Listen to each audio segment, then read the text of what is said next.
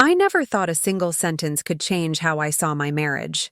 But when my wife casually told me I couldn't come to her work retreat, something shifted. She said it was strictly professional and that spouses weren't allowed. I believed her, even joked about enjoying a quiet weekend alone. Still, there was a strange hesitation in her voice, like she was carefully choosing each word. I ignored it because trust is easier than doubt. The retreat was at a lakeside resort a few hours away, and she left early Friday morning dressed more carefully than usual. Later that evening, while scrolling mindlessly through social media, I saw a photo posted by her company. There she was, smiling at a dinner table, and sitting right next to her was her boss. The caption mentioned leadership bonding, but the way they leaned toward each other didn't feel professional. My stomach tightened, and a dozen unanswered questions filled my head. I tried to brush it off, telling myself I was being paranoid.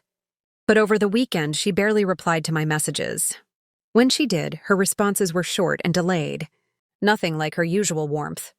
That night, curiosity got the better of me, and I checked her laptop, which she had forgotten to log out of. I wasn't proud of it, but what I found confirmed my fears. Messages between her and her boss that crossed lines. No married person should cross. When she returned home on Sunday, she acted normal, even cheerful, as if nothing had happened. I waited until after dinner to confront her, calmly placing the laptop in front of her. The color drained from her face as she scrolled through the messages. At first, she tried to explain it away, calling it a mistake and insisting it didn't mean anything. But the truth was already out, heavy and irreversible.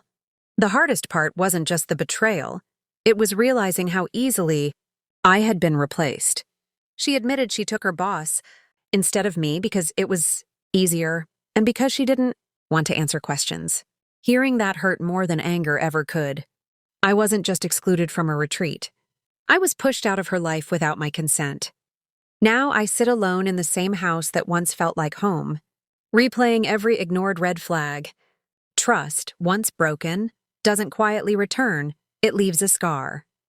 I don't know what the future holds for us, but I do know this. Love should never make you feel like an option when you promise to be a priority.